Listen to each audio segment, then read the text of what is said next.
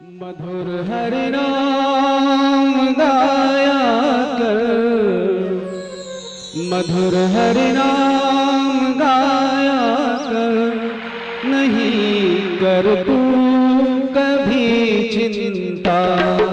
मधुर हरि नाम गाया कर, नहीं कर तू कभी चिंता। मधुर हरि नाम गाया कर, नहीं कर तू कभी चिंता। नहीं कर तू कभी चिंता।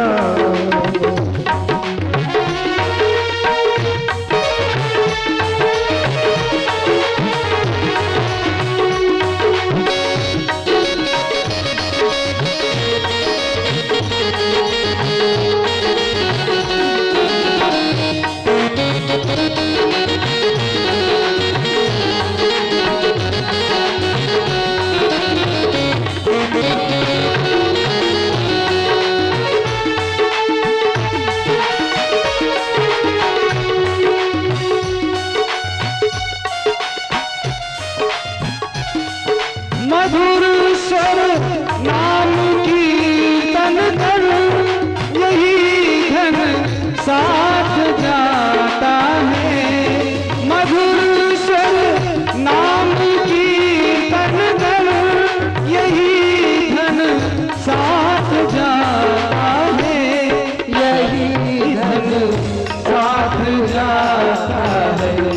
शरण हो जा तू राघव की, शरण हो जा तू राघव की, शरण हो जा तू माधव की, नहीं कर तू कभी चिंता। मधुर हरि नाम गाया कर, नहीं कर तू कभी चिंता।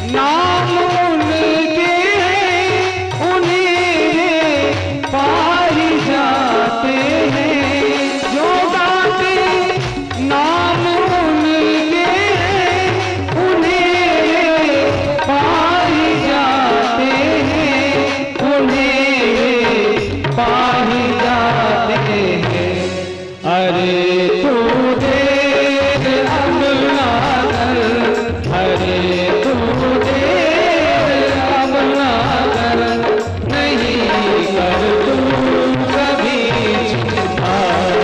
मधुर हरि नाम गाया कर, नहीं कर तू कभी चिंता।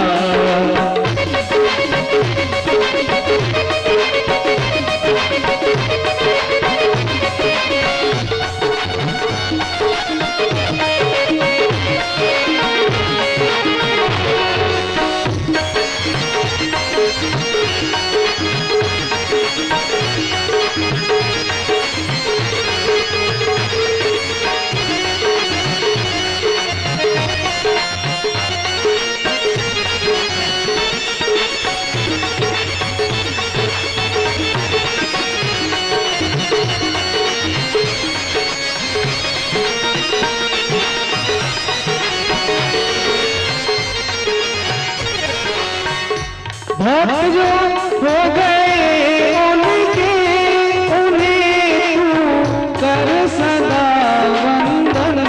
भक्त जो हो गए उनके, उन्हें तू कर सदा वंदन, उन्हें तू कर सदा वंदन। भक्त पद रज महोषधि है, भक्त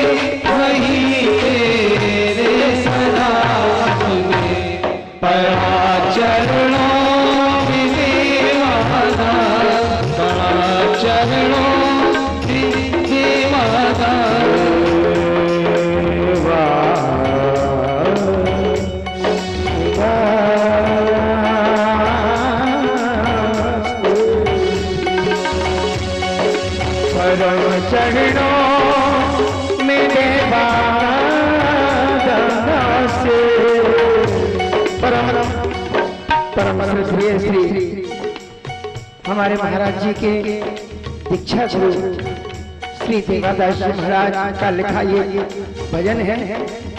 परा चरणों में हे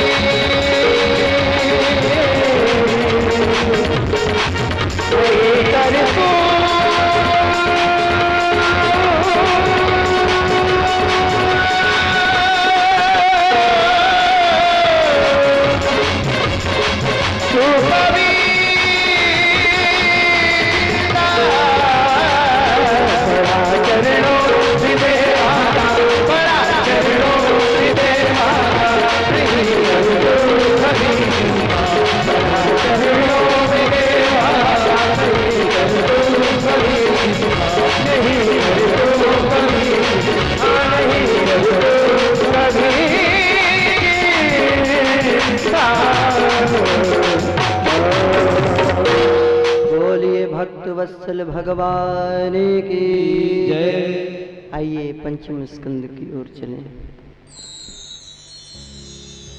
प्रियव्रत की चर्चा है इस स्कंद में।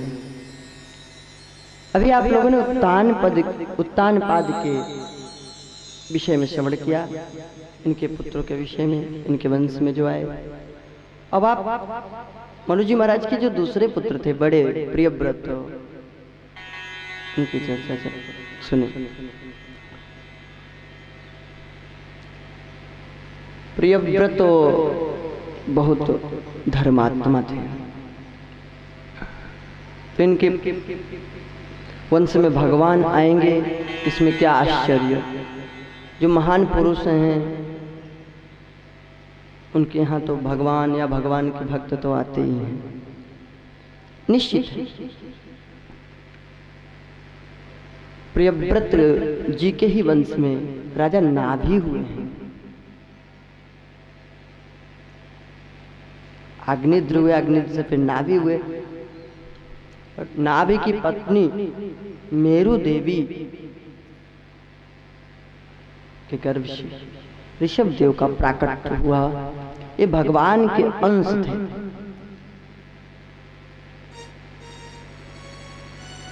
ये भगवान के 24 अवतारों में से हैं।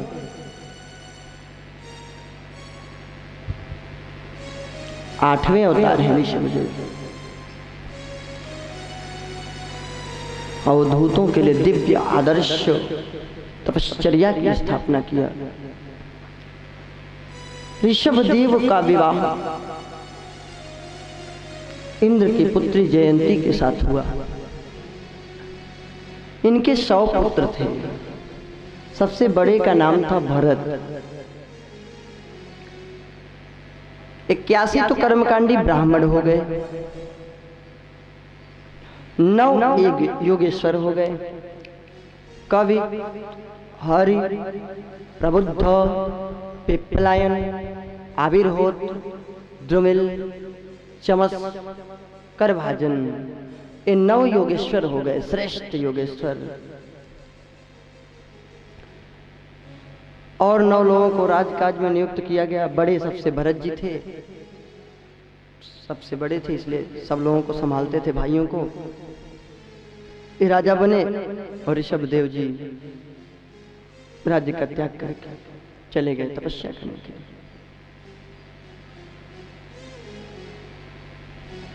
ऋषभ देव तो कहते थे अपने पुत्रों से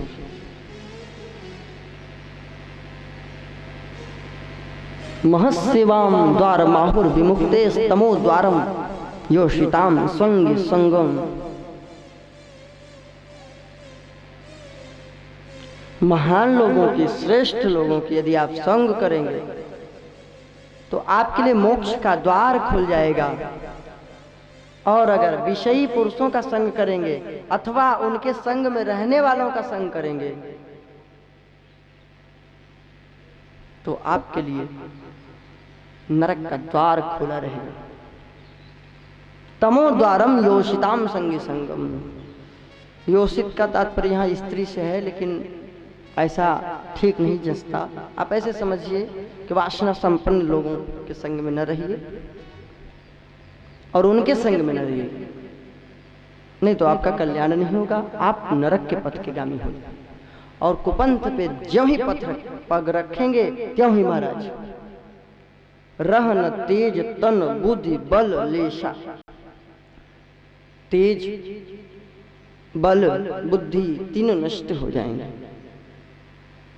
इसलिए कभी कुपंथ पे पग मत रखो, क्योंकि कुसंग से आपके अंदर कुमति का वास हो जाएगा, सुमति चली जाएगी। और सत्संग से कुमति जाती है, सुमति आती है। जहाँ सुमति तहाँ संपत्ति नाना। जहाँ सुमति तहाँ संपत्ति नाना। जहाँ कुमति तहाँ विपत्ति निधाना। जहाँ कुमति तहाँ विपत्ति निधाना। जहाँ महाराज कुमति है वहाँ विपत्तियों का घर है। इसलिए ऐसे लोगों का संग नहीं करना चाहिए। और वे तो कहते थे गुरुर न सस्यात् स्वजनो न सस्यात् माता न सास्यात् पिता न सस्यात्। वह माता माता नहीं है, वो जननी जननी नहीं है, वो पिता पिता नहीं है, वह गुरु गुरु नहीं है। न मोक्षये, जो मोक्ष नहीं देता, मृत्यु से पार नहीं उतारता। हाँ, ये नहीं कि रूढ़िवादिता में गुरु हैं हमारे, पकड़े पांव पड़े रहें कल्याण हो जाएगा ना। ऋषभ देव जी कहते हैं वह गुरु गुरु नहीं है जिसने भगवान के ध्यान में मन नहीं लगवाया, भगवान से नहीं जोड़ा, भगवान से नहीं मिलवाया, भगवान से प्रेम नहीं बढ़ाया, वह गुरु गुरु नहीं है। वह माता माता नहीं है जो अपने बच्चों को अच्छे संस्कार नहीं देती, भक्त नहीं बनाती। अब भाई इस श्लोक की अर्थ है, क्या करें बताओ। पिता न सस्यात् स्वजनो न सस्यात्। वह पिता पिता नहीं है, वह स्वजन संबंधी नहीं है जो भगवान की भक्ति से रोकता हो, जो भगवान का भक्ति करने के लिए प्रेरित न करे, वो अपना कुछ नहीं है, ऐसे समझ। हाँ, जाके प्रिय न राम वैदेही तजिए ताहि कोटि बैरी समो यद्यपि परम स्नेही। अच्छा, बिल्कुल स्नेही हूं फिर भी कोटि बैरी सम, करोड़ों शत्रुओं के समान छोड़ दें। हाँ, किसी ने छोड़ा है? हाँ छोड़ा है। कौन? तज्यो पिता प्रहलाद, विभीषण बंधु भरत महतारी। प्रहलाद ने अपने पिता का त्याग कर दिया, हिरण्यकशिपु का। भक्ति में बाधक था,